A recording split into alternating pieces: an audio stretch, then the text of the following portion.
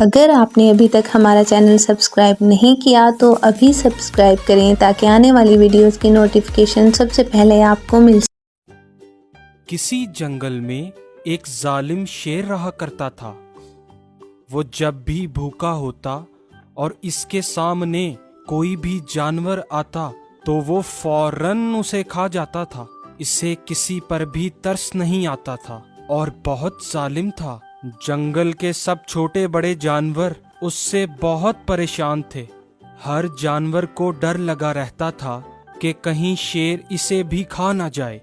آخر کار سب جانوروں نے مل کر اس شیر کو سبق سکھانے کا سوچا۔ سب جانور ایک جگہ پر اکٹھے ہوئے اور سب نے شیر کو سبق سکھانے کے لیے کوششیں شروع کر دیں۔ سب اپنی اپنی رائے دے رہے تھے۔ لومڑی نے کہا، ہم شیر کو مار دیتے ہیں، جبکہ زیبرا نے کہا، ہم شیر کو باندھ دیتے ہیں۔ آخر کار ایک سانپ کی رائے پر سب جانوروں نے اتفاق کر لیا۔ شیر ہر جانور کو موت کے گھاٹ اتار دیتا ہے، تو اسے اس کا احساس دلانا پڑے گا۔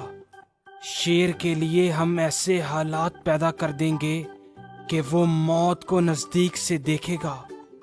جب موت کو نزدیک سے دیکھے گا تو اسے احساس ہوگا کہ یہ کتنا بھیانک اور خوفناک منظر ہوتا ہے۔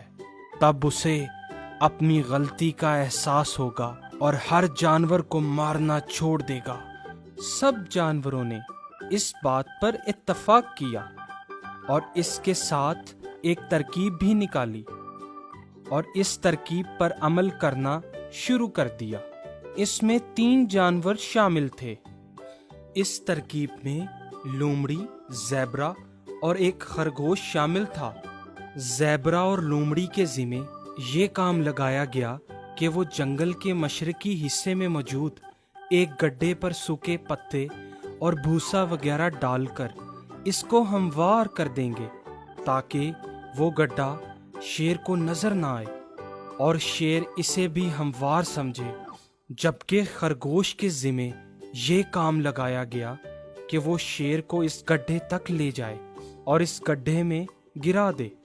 اگلے دن صبح کو شیر جب اپنے غار سے باہر نکلا تو وہ بہت بھوکا تھا اور اس نے دیکھا کہ اس کے گھر کے سامنے ہی ایک خرگوش بیٹھا ہے۔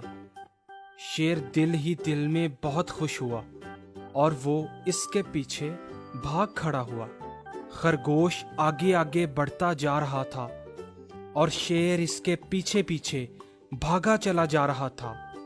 خرگوش اس ترکیب کے مطابق جنگل کے مشرقی حصے میں گیا، جہاں پر پہلے سے ان تمام جانوروں نے ایک گڈھا کھود رکھا تھا، جہاں پہ سارا پلان بالکل تیار تھا۔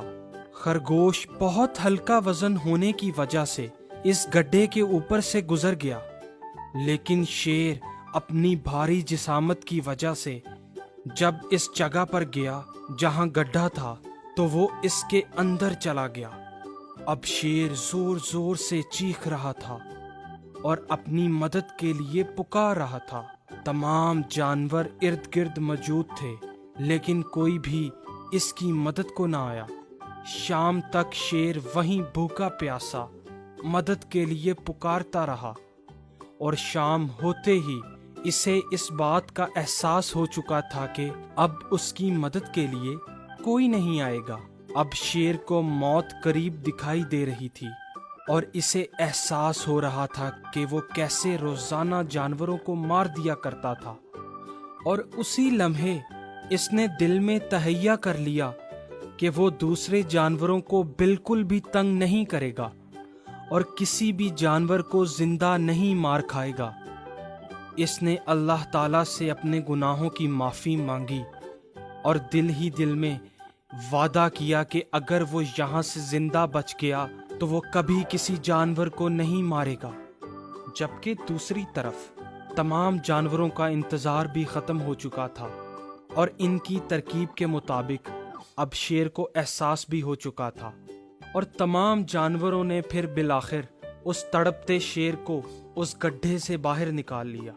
دیکھا بچوں، اس طرح سے شیر کو اپنی غلطی کا احساس بھی ہو گیا اور تمام جانوروں نے بدلہ لینے کی بجائے شیر کو معاف بھی کر دیا۔ ہمیں بھی چاہیے کہ ہم کسی کو تنگ نہ کریں، اور اگر کسی کو اپنی غلطی کا احساس ہو جائے تو ہمیں چاہیے ہم بدلہ لینے کی بجائے اسے معاف کر دیں۔ اگر آپ نے ابھی تک ہمارا چینل سبسکرائب نہیں کیا تو ابھی سبسکرائب کریں تاکہ آنے والی ویڈیوز کی نوٹیفیکیشن سب سے پہلے آپ کو مل